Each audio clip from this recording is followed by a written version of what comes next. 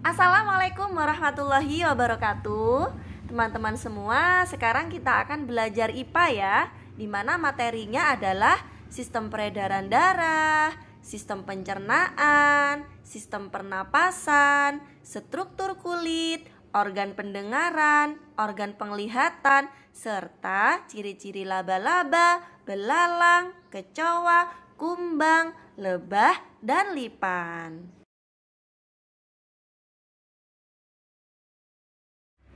Sistem peredaran darah pada manusia. Organ yang paling penting dalam sistem peredaran darah adalah jantung, di mana jantung memiliki fungsi memompa darah.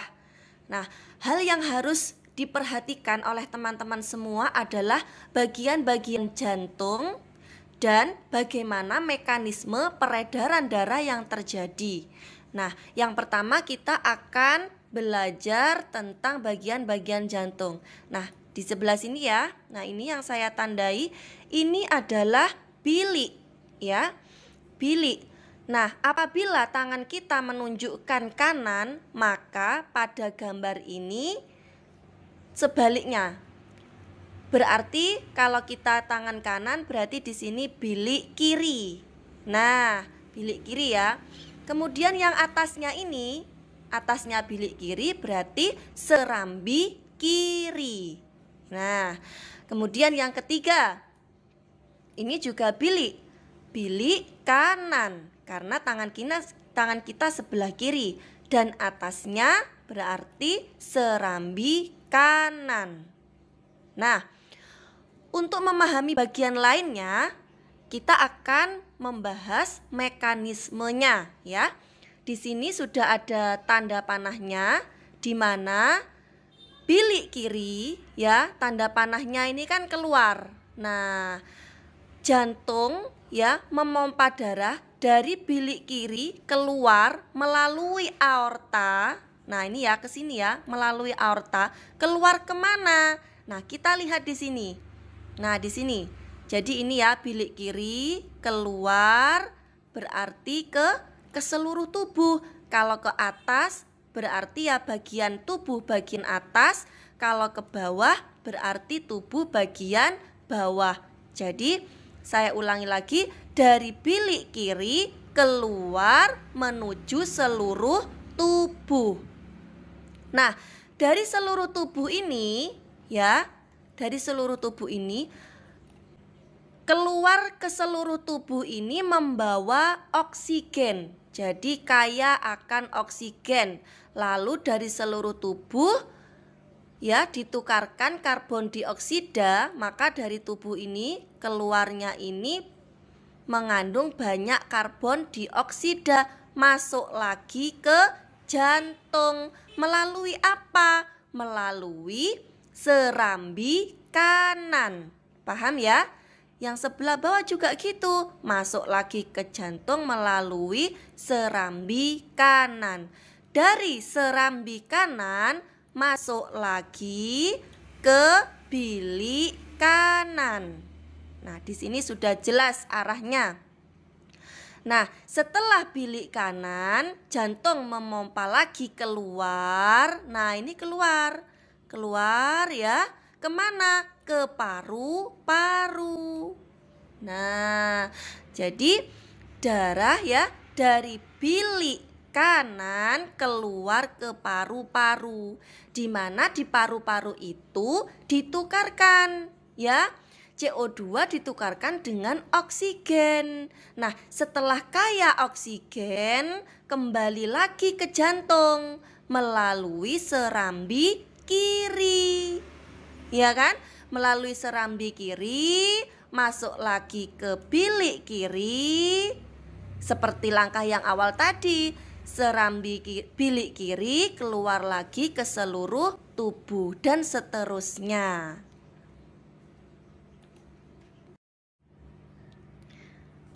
Ini saya ulangi bagian-bagiannya ya agar lebih rinci ya, agar teman-teman lebih memahami secara rinci ya.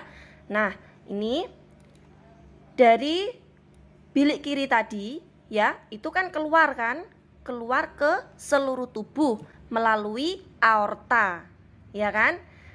Nah, melalui aorta ini berarti di sini darah kaya akan oksigen ya. Lalu dari seluruh tubuh itu ditukarkan dengan CO2 masuk lagi ke jantung melalui vena cava superior ya. Nah, berarti di sini sudah kaya CO2. Nah, masuk melalui vena cava superior, masuk ke serambi kanan, ke bilik kanan, kemudian dari bilik kanan keluar lagi ya. Menuju apa? Menuju paru-paru ya. Ini kan panahnya sudah keluar. Nah, menuju paru-paru itu melalui arteri pulmonari ya. Kalau keluar itu arteri, kalau masuk itu pembuluh balik atau vena. Nah, lanjut dari sini tadi ya, keluar ke paru-paru ya.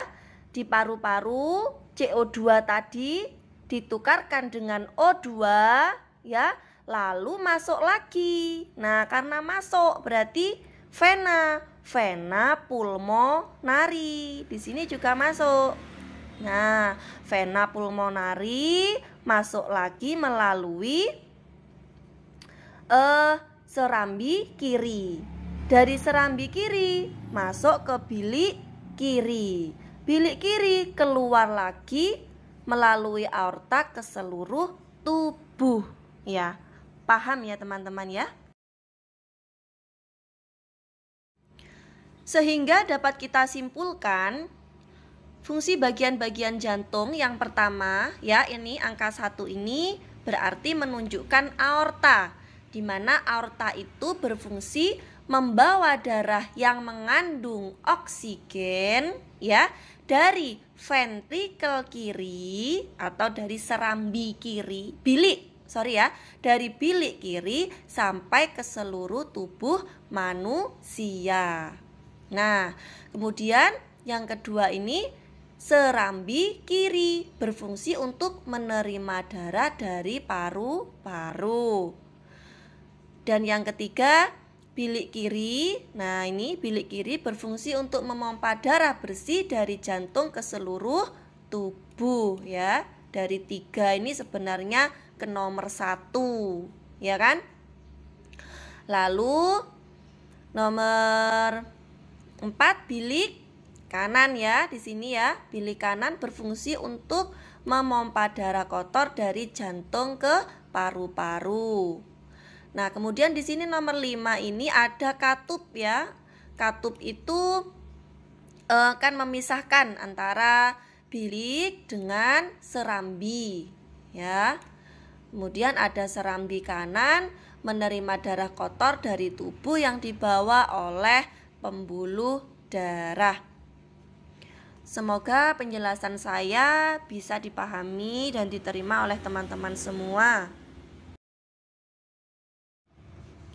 Bagian-bagian organ pencernaan ya. Yang pertama adalah mulut. Di dalam mulut itu terjadi pencernaan secara mekanik ya. Kalau mekanik itu berarti dengan organ yaitu gigi, dan secara kimiawi. Kalau secara kimiawi itu berarti dibantu oleh enzim, di mana di dalam mulut itu terdapat enzim amilase atau enzim petialin yang fungsinya memecah ya karbohidrat menjadi glukosa. Nah, setelah makanan masuk ke mulut dikunyah ya, maka makanan akan ditelan dan masuk ke faring. Nah, dalam faring ini nanti akan diteruskan melalui kerongkongan. Ya, ingat ya, kerongkongan.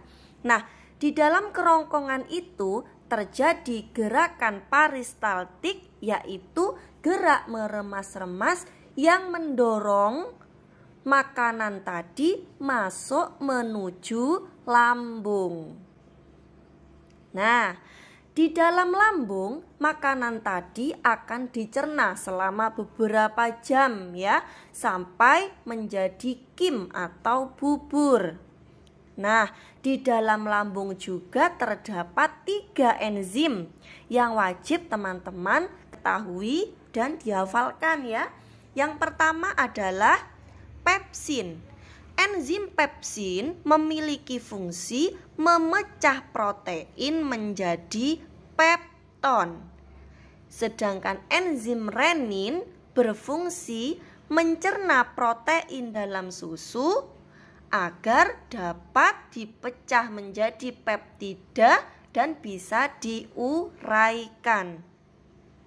Enzim yang ketiga dalam lambung adalah asam klorida yang berfungsi membunuh kuman dan bakteri pada makanan ya, sehingga tidak membahayakan lambung.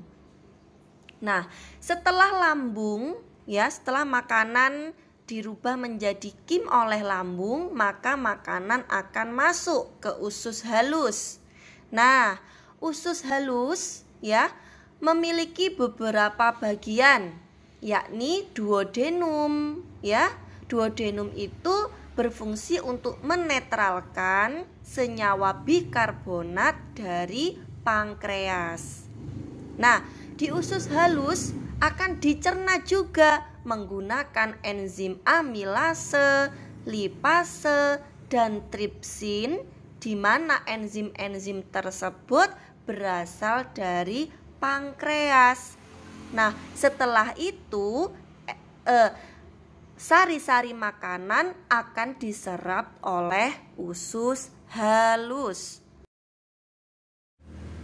Sehingga dapat kita simpulkan bahwa fungsi pankreas ya dalam sistem pencernaan adalah mengeluarkan enzim ke dalam usus kecil yang membantu memecah karbohidrat, lemak, dan protein.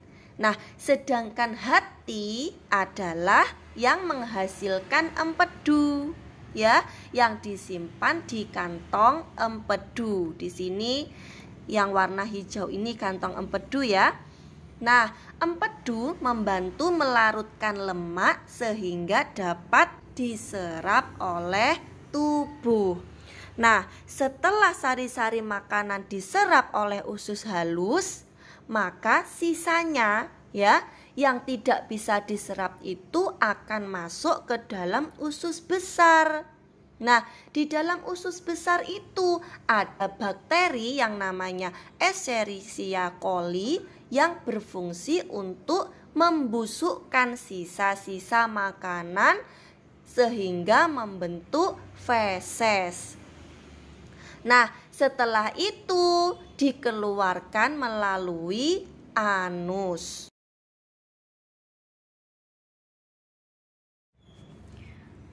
Bagian-bagian organ pernapasan. Yang pertama adalah hidung ya. Di lapisan dalam hidung terdapat rambut-rambut halus yang fungsinya adalah menyaring kotoran dari udara yang kalian hirup. Nah, organ yang kedua adalah faring yang ditunjukkan oleh huruf B. Faring ya, itu memiliki nama lain yakni tenggorokan. Nah, kuncinya di sini teman-teman. Biasanya di soal itu ya sering terjadi kesalahan pada misalnya sistem pencernaan yang tadi itu kan kerongkongan. Sedangkan pada sistem pernapasan itu tenggorokan. Nah, biasanya terkecoh pada tenggorokan dan kerongkongan itu biasanya. Jadi faring itu sama halnya dengan tenggorokan, di mana faring berupa tabung yang terletak di belakang mulut dan rongga hidung ya, yang fungsinya menghubungkan ke trakea atau batang tenggorokan. Fungsi faring dalam sistem pernapasan adalah menyalurkan aliran udara dari hidung dan mulut ke trakea. Nah, pada faring tadi ya ada epiglotis. Epiglotis itu seperti katup, ya, di mana dia akan terbuka saat bernapas dan memungkinkan udara masuk ke laring menuju paru-paru. Nah, katup ini membuka saat kita bernapas, ya, dan menutup saat kita makan. Nah, apabila kita makan sambil berbicara, ya, menurut epiglotis itu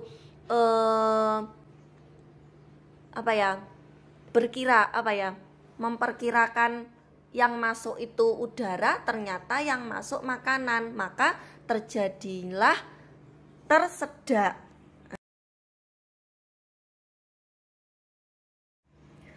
Organ yang selanjutnya yakni laring, ya. Laring adalah kotak suara, di mana laring terletak di bawah persimpangan saluran faring yang membelah menjadi trakea dan kerongkongan. Organ pernapasan ini memiliki 2 pita suara yang membuka saat bernapas dan menutup untuk memproduksi suara.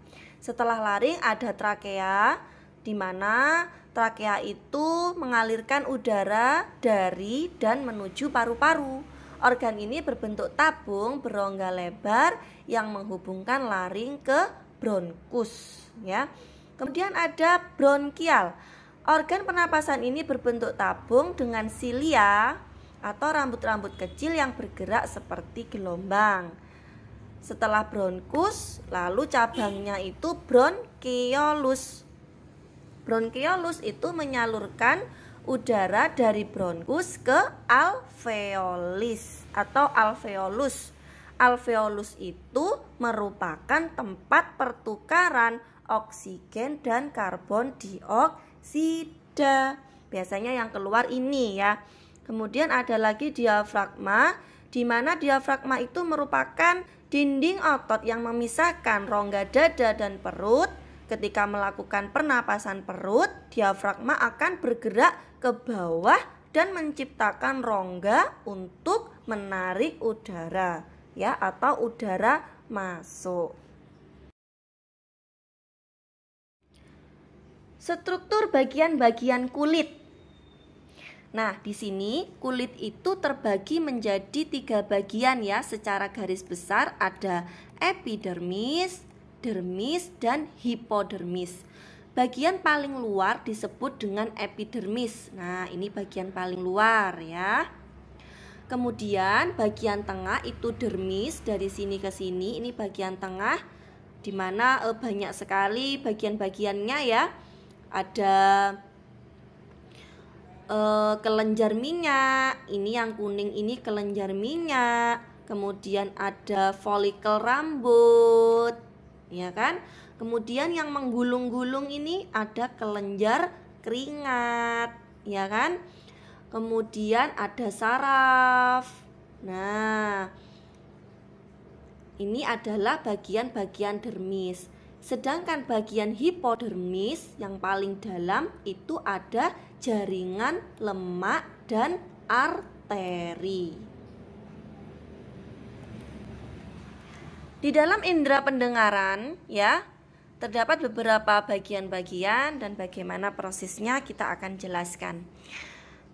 Yang pertama adalah daun telinga, ya. Ini adalah bagian luar, di mana daun telinga itu berfungsi mengumpulkan gelombang suara dari lingkungan sekitar dan mengantarkannya ke gendang telinga. Nah, ini gendang telinga, ya. Di mana sebelum gendang telinga ini ada saluran telinga. Nah, setelah ada bunyi masuk lewat daun telinga, digetarkan, lalu sampailah di gendang telinga. Gendang telinga itu merupakan selaput merentang sebagai batas telinga luar dan telinga dalam. Nah, setelah dari gendang telinga, maka menuju tulang-tulang pendengaran. Tulang-tulang pendengaran itu berfungsi menangkap getaran dari gendang telinga, ya. Jadi gendang telinga digetarkan, kemudian getarannya itu ditangkap oleh tulang-tulang pendengaran. Nah, meningkatkan amplitudonya untuk diteruskan ke telinga bagian dalam. tulang pendengaran meliputi tulang martil, tulang landasan, dan tulang sanggurdi. Nah, lalu yang selanjutnya yakni tabung Eustachius. Nah, di sini nih ya, ini ya tabung Eustachius ini ya. Nah, tabung Eustachius ini memiliki fungsi menyamakan tekanan udara luar dengan tekanan udara di tengah, sehingga tidak akan merusak gendang telinga.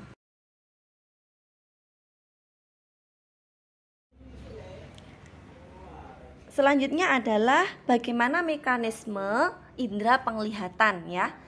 Sekarang kita perhatikan. Pertama-tama cahaya masuk melewati kornea. Jadi organ yang pertama itu kornea. Tidak kelihatan, bentar. Nah, ini ya kornea.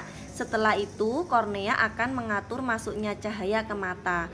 Lalu dari kornea selanjutnya masuk ke pupil. Nah, di mana di dalam pupil itu melalui iris ya, pupil menuju iris itu akan diatur banyak sedikitnya cahaya yang masuk ke pupil. Setelah dari pupil, maka cahaya akan masuk melalui lensa mata. Nah, di mana lensa mata itu ya akan memfokuskan cahaya dengan benar tepat ke retina. Nah, ketika cahaya mengenai retina, sel-sel reseptor akan mengubah cahaya menjadi sinyal untuk dikirim ke otak melalui saraf-saraf optik. Dengan begitu otak akan mengubah sinyal menjadi gambar yang biasa Anda lihat, sehingga kita bisa menyebutkan saya melihat A gitu. Ciri-ciri laba-laba.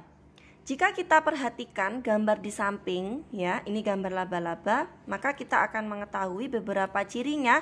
Yang pertama, laba-laba memiliki dua segmen tubuh, ada dua bagiannya ya. Kenapa ada dua? Karena yang pertama itu cephalothorax, artinya kepala, ini ya bagian kepala itu bersatu dengan leher. Nah, kepala bersatu dengan leher itu namanya cephalothorax. Kemudian ada bagian perut atau abdomen. Lalu jumlah kaki pada laba-laba itu ada 4 pasang ya. Jadi ada 8 ya.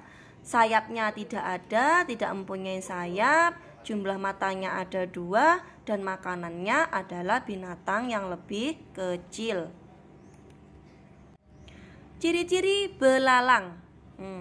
Kita perhatikan gambar belalang ya. Dia memiliki antena. Nah, ini antena ya. Kemudian belalang juga memiliki 3 pasang. Ini bagian depan 1, bagian tengah 2, bagian yang tinggi 3 pasang. Karena dia melompat. Nah, tubuhnya itu berbuku-buku. Nah, ini ya seperti buku ya, lembar-lembaran. Lalu bagiannya terdiri dari kepala, dada, dan perut itu secara terpisah ya. Kemudian memiliki sayap jelas dan makanannya adalah daun. Yang ketiga adalah ciri-ciri kecoa. Nah, di sini tubuhnya terdiri dari 3 segmen, artinya kepala, dada, dan perut itu terpisah.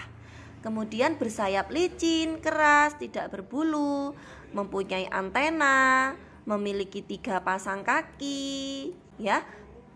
Perutnya terdapat di bawah dan sedikit lebih lembek dari punggungnya. Biasanya punggungnya ini kan keras ya.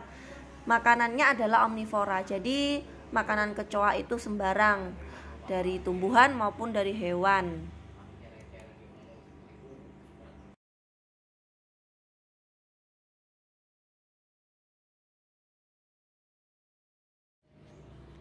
Ciri-ciri lipan. Nah, lipan memiliki kaki yang banyak ya, yang berruas-ruas.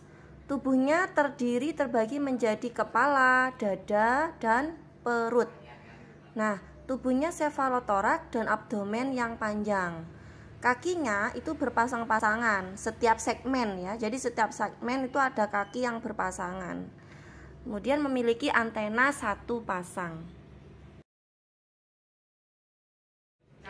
Ciri-ciri kumbang, ya, di situ ada 3 segmen tubuh, artinya kepala, dada, dan perut bisa dibedakan. Jumlahnya 3 pasang kaki, berarti 6 ya. Sayapnya ada 2 sayap. Jumlah matanya ada 2, serta kumbang itu memakan buah, daun, sampah, dan hewan-hewan mati. Ciri-ciri lebah yaitu yang pertama, tubuh terdiri dari 3 segmen ya, artinya kepala, dada, dan perut itu bisa dibedakan. Kemudian mempunyai sayap, berbulu, memiliki sepasang antena, memiliki 3 pasang kaki, serta menghisap nektar. Terima kasih, semoga bermanfaat. Wassalamualaikum warahmatullahi wabarakatuh.